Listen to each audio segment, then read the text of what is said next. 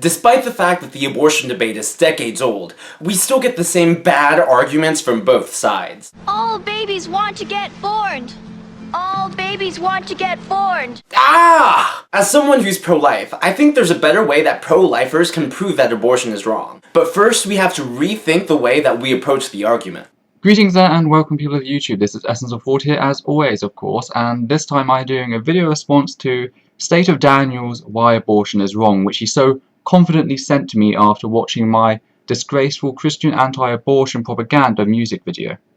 As you have hopefully just heard, he plans to give us new and better arguments for the anti-abortion, anti-choice movement. So, let's play on and see if he is going to come through or if he's just talking hot air. Consider the typical pro-life argument, which usually consists of three pillars. Life begins at conception, fetuses look like babies, and the fetus has the genetic code necessary to call it a human being. From here, pro-lifers will say, Lordy, it's wrong to kill an innocent human being. But you know what? The pro-choice crowd easily responds, saying that fetuses are not persons or rational agents, and thus abortion is fine. Now, we've seen the same argument result in a stalemate time and time again. Stalemate is a bit overgenerous here to the theist on this part. It is normally concise which side backs themselves up with actual scientific studies and which side normally backs itself with only opinion. So you know what? Why not take the Don Marquis approach and take a look at the larger picture? The problem with the abortion debate is that it focuses over the biological category of the fetus. But let's kiss and keep it simple, smarty pants. Please note that this willful tossing aside of the biological aspects is going to be your very undoing. Instead of debating over the fetus, let's discuss why killing is wrong in the first place. Even if you're pro-choice and you don't think that abortion is the same thing as killing a grown adult, it's crucial, absolutely crucial, to understand why killing is wrong. Is killing wrong because the killer is a barbaric, awful human being? Nope. Is killing wrong because family and friends are saddened by their loss? No again. It doesn't matter whether you're shot, stabbed, or strangled. Killing isn't wrong because your heart stops beating. Let me say that again. Killing is not wrong because it changes the biological state of the victim. Rather, it's wrong because of what it takes away from the victim. Killing takes away the experiences, activities, and enjoyment that would have otherwise composed your future. So if killing is wrong because it deprives someone of their future, then the implications for abortion should be obvious. It has nothing to do with the biological state, because every normal fetus, which you and I once were, has a set of experiences, activities, and enjoyment that's set before it just like they're set before you and me. If killing is wrong because it takes away your future, and every normal fetus has a future just like ours, then it makes sense that abortion is an incredible moral wrong that's equal to killing. Every sperm is sacred, every sperm is great. If a sperm is wasted, God gets quite irate. Now, if the fact that I was singing there just didn't scare you off, let me go on to explain. Earlier, you just shoved aside the biological aspects, stating, let's not focus on them. Let's just focus on why murder is wrong. But here's the very thing. That means that we can apply the very same argument to earlier stages of development, i.e. the sperm or the egg. So, masturbation, so the use of protection, anything along those lines is exactly the same as abortion.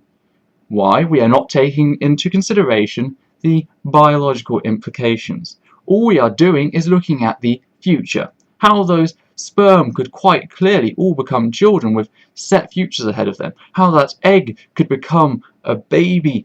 Everything can just be moved one step back and argue that way. Going even further, why do we have to look at just cells? Why can't we look at prior to that? Why don't you eat that bloody donut? Because maybe those sugars in that donut will go on to create the sperm will actually end up in the egg. But if you don't eat that donut, you will never have that child who is supposed to exist but does not exist. Wibbly wobbly timey wimey, living in the subjunctive of history. Anyway, so yes, this argument is extremely poor and has been made 100 times. It has no basis. And then on to your other point about why murder is wrong. Murder, and I will state murder even though you stated killing, is wrong because you are taking away a human being's life. Why do I say murder and not killing? Well, killing isn't innately wrong. We kill animals, we kill plants, and you can kill in certain situations and it is not morally wrong. Such cases as self-defense, war, etc. Not morally objectable, so your whole point is a farce. I hope you do not eat anything, i.e. plant or animal. Nothing, because you are therefore killing, and therefore you are taking away the future events of that thing. People may say I'm strawmanning here, but it is you, and if we can go back and play it again, that threw aside the biological aspects in this argument. The problem with the abortion debate is that it focuses over the biological category of the fetus. But let's kiss and keep it simple, smarty pants. But now to actually make a proper counter-argument to the anti-choice position. Multiple peer-reviewed scientific studies have been utilised to decide the point of cut-off for abortion. These studies take into account a number of factors, from cognitive ability, nerve impulses, etc., etc. So, whilst you may mock being smarty pants, we need these studies to make an informed decision on when abortion is okay and when it is not. I'll be coming back to this point on science later, but that's all for now.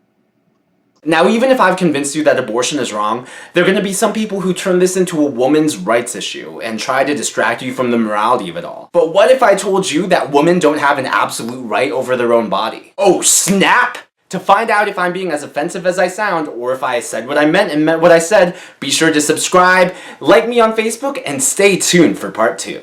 Well, as it just so happens, my viewers will not have to wait for part 2 because I decided, due to the asininity of the first argument in the first video, why don't I go for a double knockout with the second video. In my previous video, I explained why I personally believe abortion is immoral, but one of the most common comments I received was, "But you're a man! You can't talk about abortion until you can get pregnant." Okay, that's the stupidest thing I've ever heard for 2 reasons. Well, first I'd like to dispel this lie about your comment section, because as noted in the end of your last video, you already knew you were going to do this topic and it was going to be on these lines, so no, I don't think that's exactly what happened. First, the strength of an argument comes from its premises and conclusions, not from the person giving it. So to say that a man's opinion on abortion is invalid because he's a man is committing ad hominem because you're attacking the person and not the argument. Now, whilst I certainly know there are people out there who think along these lines, that does not make it the main or superior argument of the pro-choice movement.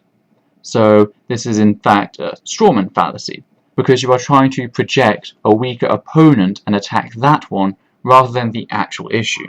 Second, since my tax dollars are used to fund abortions, and abortions aren't something that I agree with, well, I definitely have the right to voice my opinions on them. Oh, you certainly have your ability to air your opinions as you are doing right now, and so am I as another male. We are both talking about abortions, even though neither of us are female. So I failed to see the issue. What they may have said that would have been correct is, possibly as a male, you do not know every factor involved or cannot accept every factor involved, but we'll come back to that later.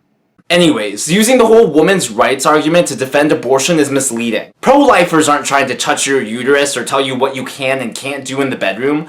Even if abortion was outlawed, women would still have their freedom and their rights. All of them. Let me be clear, abortion, or the right to your body for that matter, are not absolute rights. Here's why. Essentially, we have 3 types of rights. A natural right, which is something that's God-given or inherent with being human. A civil right, which is something the government legislates. And liberty, which is something that the government cannot touch. These are fine distinctions, but the differences are there nonetheless. Yet the problem is you are dictating the woman's right to freedom here.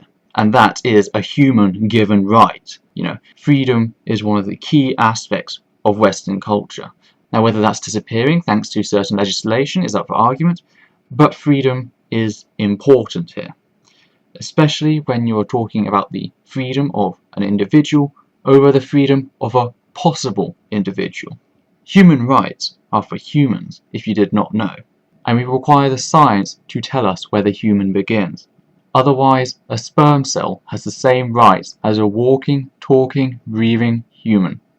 The right to happiness, for instance, is natural, but it is not absolute. You can't hold it against someone in every circumstance whatsoever that you should be happy. You can't say, let me punch you in the face because that makes me happy and I have a right to happiness. It doesn't work that way. And here we have another logical fallacy, this time false equivocation.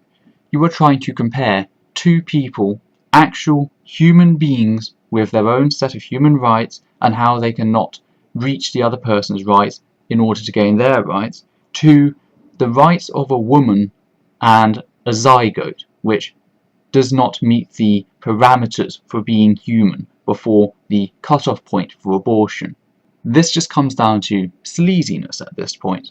Here's the point. People believe that the right to their bodies is absolute, that they can do whatever they want, but we as a society admit that this is flawed when people want to cut, starve, or otherwise hurt themselves. Well, this is a blanket statement that is unbacked. There are many different positions within entire societies on this. Some support euthanasia, some do not.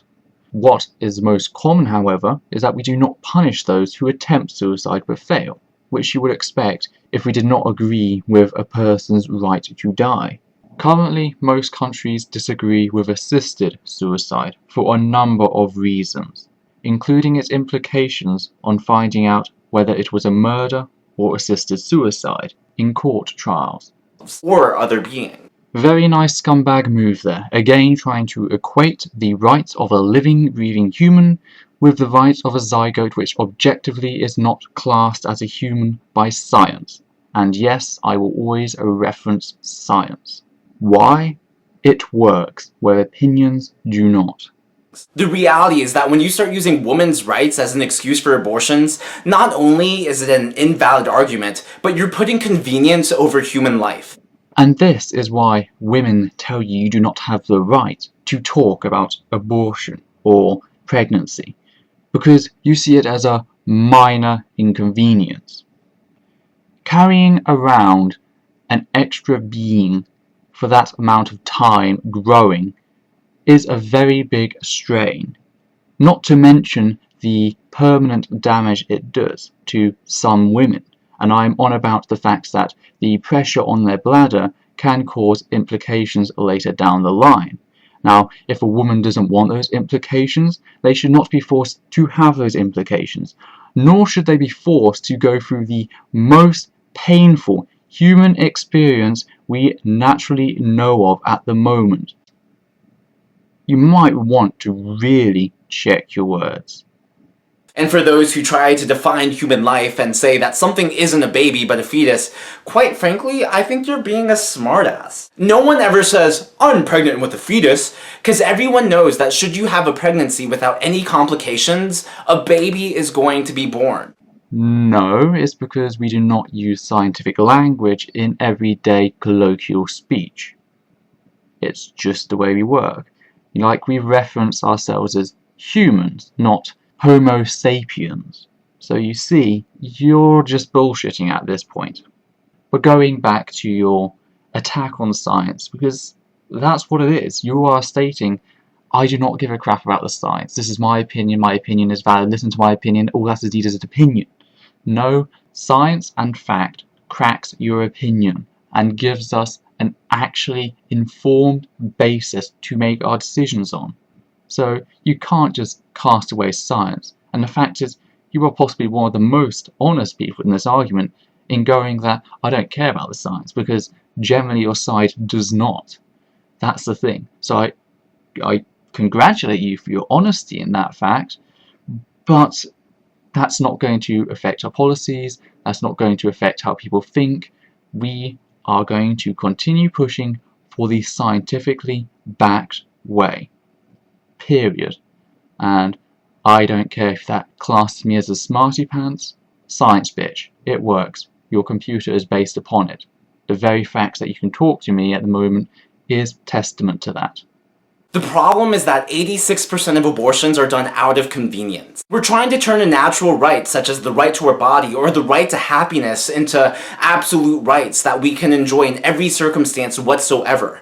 But to me, that's just the first step to becoming a hedonistic society. But those are just my thoughts. I'd love to hear yours in the comments below. So you have lied, strawmanned, false equivocated, and you seem to think that you have made a good point. I'm sorry, but you do not want to hear my opinions down below. That is the very last thing you want. Now, I don't know how your video got so many likes as it did, but I have a hunch that you've only up to now been sending it mostly to those who are like you, and you've got a bit overconfident in your ability and have decided, I'm going to go and find some people who disagree with me and send it to them, as you did myself. That was a major misjudgment on your part. Just think about it. This is Essence of Thought. Thank you for watching. I'll link a couple of studies down below. Take care. Out.